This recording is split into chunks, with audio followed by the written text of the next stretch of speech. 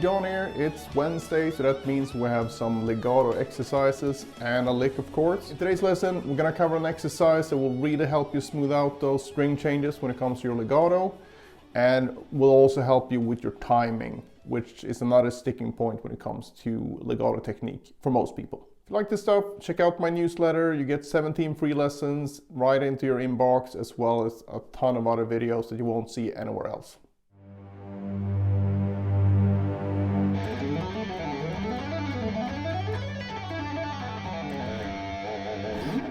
Right, here's the slow version. We start on the 3rd fret of the low E string.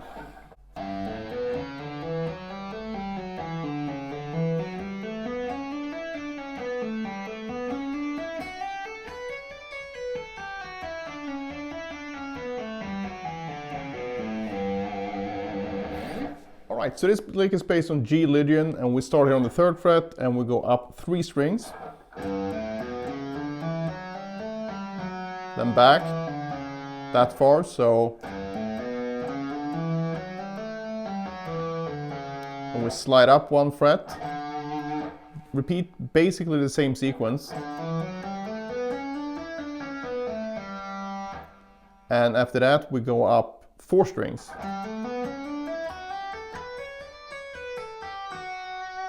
And from here I use my 3rd finger, slide down a half step, up back where I came from, back again, and then descend and slide back to where I came from. So basically you can see this as 4 sections. The first one, second, and the 3rd, and the 4th.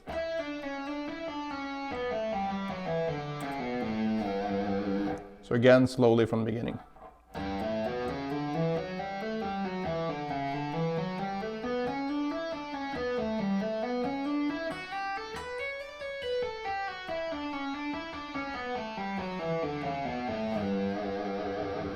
Right hand, basically you can do whatever you want. I use a combination of hybrid picking and some down picking basically.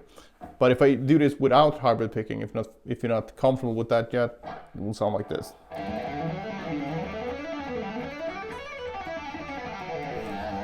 So that also works. I prefer to do it with hybrid picking though.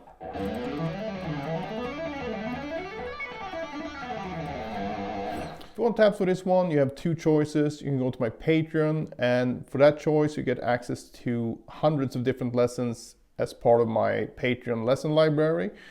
Or you can go to my YouTube lessons subscription, where basically you get all the lessons so far and all the upcoming lessons, as well as the YouTube Shorts licks. Those are the 2 choices if you want tabs, but hopefully you can just follow along here if you want. But if you need some more help, you can get that.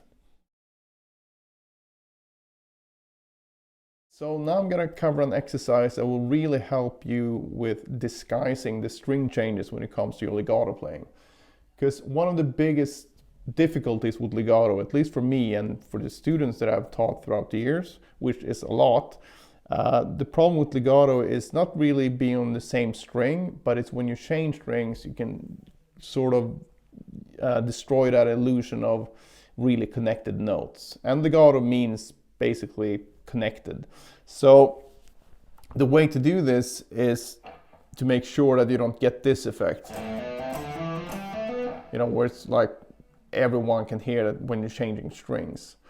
And the problem is, it's a dynamic problem, but it's also a rhythmic problem. And this exercise can help you with both. You're just gonna do this with the lowest 3 strings of this A harmonic minor scale.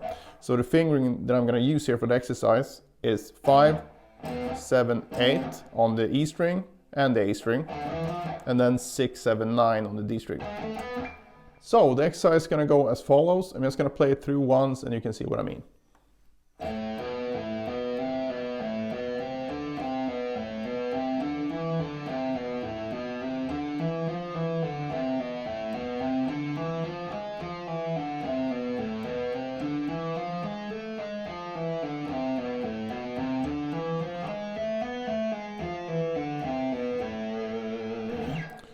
So what I did there was I played the shape that I showed you, but I'm adding one note every time I play the shape. So I start with the first 2 notes, then I go up 1 note extra, so 3 notes, then I go up 4 notes,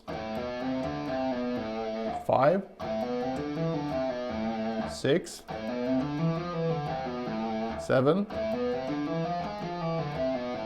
and 8, and finally 9. The sort of rule I keep for myself here with the legato is that I only pick when I change strings. So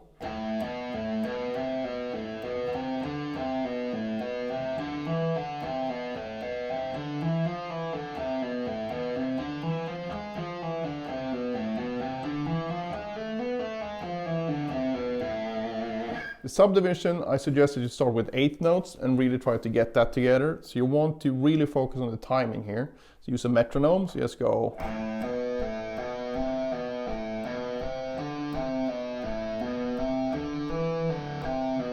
And so on, all the way up to the top and back. Once you've done that, you restart the exercise at the top note and go backwards 1 note at a time. So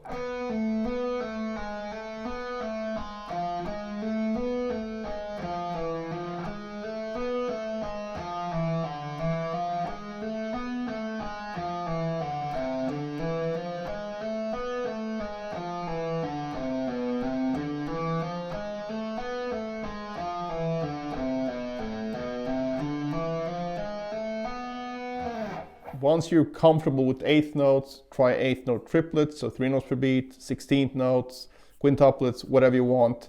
But the goal here is to really disguise the string changes.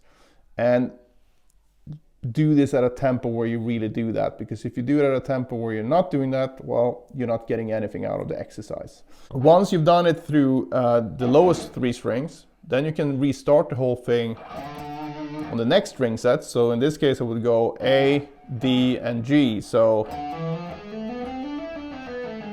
that's a complete shape, and I will do the same thing. And notice here as well, my fingering, I only use the most logical fingering. So for example, when I started on the lowest shape here, even though when I play the entire shape, I would go up with the index finger here.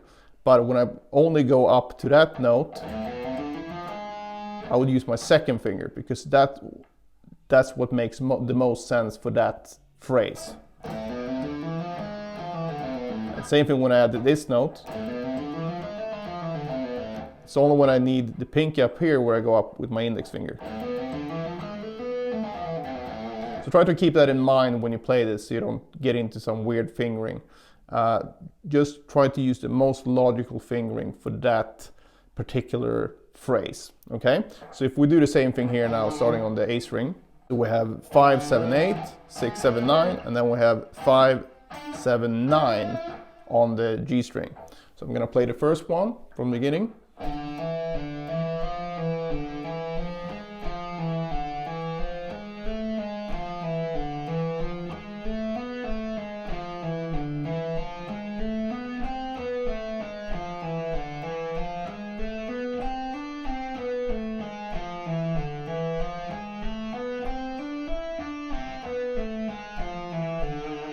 And from the top.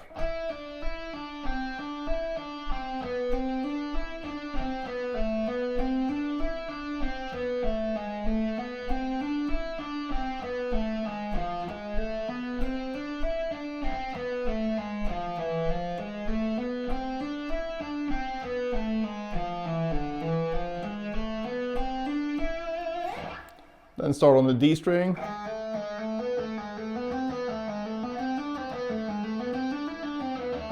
And so on. So basically going through the whole thing 3 strings at a time. The reason why this exercise works so well though is that the string changes aren't as obvious as when you have another shorter repeating exercise that is sort of more static. So if you would play, for example,